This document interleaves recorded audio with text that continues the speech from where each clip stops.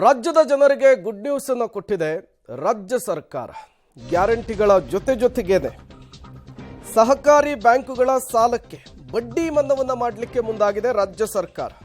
ವಿಧಾನಸಭೆಯ ಕಲಾಪದಲ್ಲಿ ಸಿಎಂ ಸಿದ್ದರಾಮಯ್ಯನವರು ಅಧಿಕೃತವಾಗಿ ಘೋಷಣೆಯನ್ನ ಮಾಡಿದ್ದಾರೆ. ಮಧ್ಯಮಾವಧಿ ದೀರ್ಘಾವಧಿ ಸಾಲವನ್ನ ಕಟ್ಟಿದ್ರೆ ಬಡ್ಡಿಯನ್ನ ಮನ್ನಾ ಮಾಡಲಾಗುತ್ತೆ. ಅವಧಿಯ ಒಳಗೆ ಸಾಲ ಮರುಪಾವತಿ ಮಾಡಿದವರಿಗೂ ಕೂಡ ಬಡ್ಡಿ ಮನ್ನಾ ಆಗುತ್ತೆ ಅಂತೇಳಿ ಸಿಎಂ ಸಿದ್ದರಾಮಯ್ಯನವರು ಇವತ್ತಿನ ಅಧಿವೇಶನದಲ್ಲಿ ಘೋಷಣೆಯನ್ನ ಮಾಡಿದ್ದಾರೆ.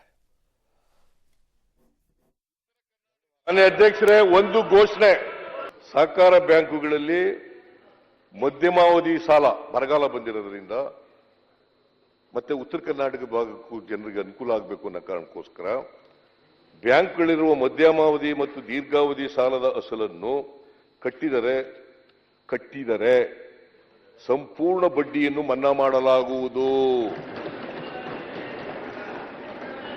ಬಡ್ಡಿ ಮನ್ನಾ.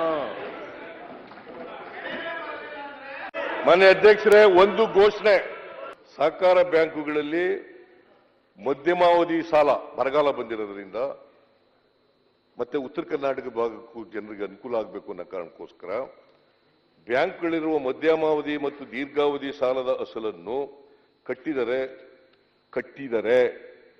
ಸಂಪೂರ್ಣ ಬಡ್ಡಿಯನ್ನು ಮನ್ನಾ ಮಾಡಲಾಗುವುದು. ಬಡ್ಡಿ ಮನ್ನಾ.